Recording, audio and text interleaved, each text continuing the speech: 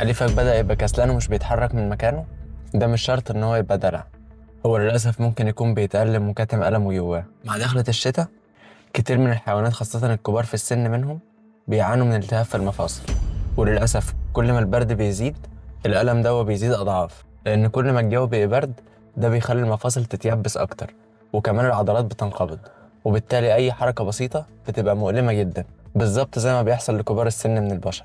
فدي شوية علامات عايزك تاخد بالك منها عشان ما تسيبوش يتألم، لأن للأسف دي بتبقى البداية اللي احنا مش بناخد بالنا منها. أول حاجة منهم وهي صعوبة وهو بيقوم من النوم، كمان ممكن تلاقيه بيعرج أول ما بيمشي، أو كمان ما بقاش عايز يطلع السلم أو ينط على الكنبة زي الأول.